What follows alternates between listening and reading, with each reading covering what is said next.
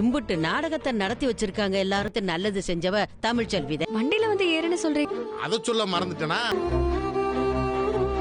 என்ன கார்ல கூட்டிட்டு போக சொன்னாரா? ஹாய் மக்களே, வணக்கம். இன்னைக்கு எபிசோட்ல நம்ம வெள்ளத்தாய் ராஜாங்க கிட்ட சொல்றாங்க, அப்பா ராஜாங்கம், நம்ம மொத்த குடும்ப உயிரையும் காப்பாத தமிழ்ச்செல்வியை நம்ம ஒதுக்கி வைக்க கூடாதுப்பா. கோர்ட்டு கேஸு டைவர்ஸ் இதெல்லாம் வேணாப்பா. நம்ம எல்லாம் வாபஸ் வாங்கிட்டு அவள் வயிற்றுல புல்ல வளர்றது இல்லைப்பா, அதனால கருதி நம்ம சேது கூட சேர்த்து வைக்கணும்ப்பா. அந்த பாவம் நம்மளுக்கு வேணாப்பா. கண்டிப்பாக சேதுவையும் தமிழ்ச்செல்வியும் நம்ம சேர்த்து வைக்கணும். அதான்ப்பா எனக்கு ஆசை. என் மூச்சு இருக்கிறதுக்குள்ளே இதை பண்ணிடலாம்ப்பான்னு சொல்லிட்டு தன் பையன் ராஜாங்கிட்ட அந்த வெள்ளத்தாயம்மா சொல்கிறாங்க. இதை கேட்ட ராஜாங்க, அம்மா நீ என்ன சொல்கிறியோ அதாம்மா நானும் நினச்சேன். அதாம்மா எனக்கும் சரிப்படுது. எத்தனை நாளைக்கு நம்ம தமிழ்ச்செல்வி ஒதுக்கி வைக்கக்கூடாது. அவள் எவ்வளோ நம்ம குடும்பத்துக்கு நல்லது பண்ணியிருக்கா, அதை நம்ம யோசிக்கணும் இல்லையா? அந்த பொண்ணோட பெருந்தன்மையை நீ பார்த்தல அப்படின்னு பேசிகிட்டு இருக்காங்க. இதில் நம்ம சேதுவோட முடிவு தான் நான் கேட்கணும்னு சொல்லிட்டு சேதுக்கிட்ட கேட்குறாங்க. அப்பா நானும் அதான்ப்பா சொல்லலாம்னு நினச்சேன்.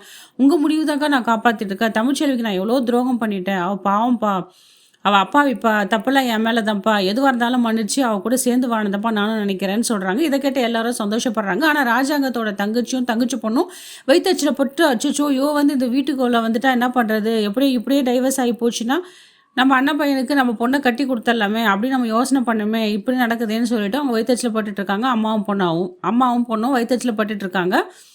நம்ம சேது தமிழ்ச்செல்வி எவ்வளோ கன்வென்ஸ் பண்ணி பேச பார்க்குறாரு. ஆனால் அந்த அம்மா வந்து எதுவுமே மூஞ்சி கொடுக்காம பேசிகிட்டு இருக்காங்க. ஏன்னா அவளுக்கு அவ்வளோ துரோகம் பண்ணியிருக்காங்க இந்த சேது. அவள் சொல்கிறதுக்கு எதுவுமே நம்பலை. அவங்க சித்தி பேச்சு கேட்டுட்டு அவங்க அத்தை பேச்சு கேட்டு எவ்வளோ துரோகம் பண்ணியிருக்காரு நம்ம சேதுபதி.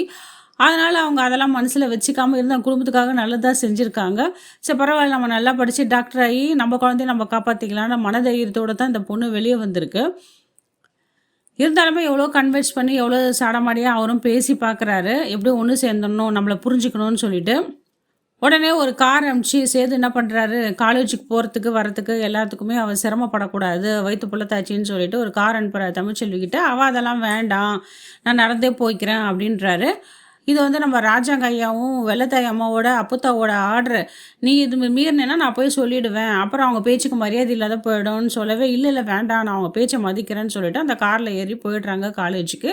கூட மலரையும் கூப்பிட்டு போகிறாங்க. மலர் ஃபஸ்ட்டு நான் வரலன்னு சொல்கிறாங்க, நான் ஏற மாட்டேன்றாங்க.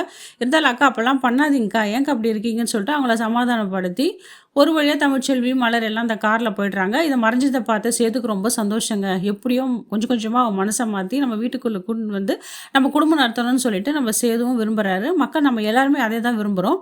எப்படியோ சேதுவும் நம்ம தமிழ்ச்செல்வி வந்து ஒன்றா சேர்ந்து வாழ்க்கை நடத்தணும், இதான் எல்லாரோட விருப்பமே. இந்த வீடியோ உங்களுக்கு பிடிச்சிருந்தா மக்களே லைக் அண்ட் ஷேர் கமெண்ட் பண்ணுங்கள்.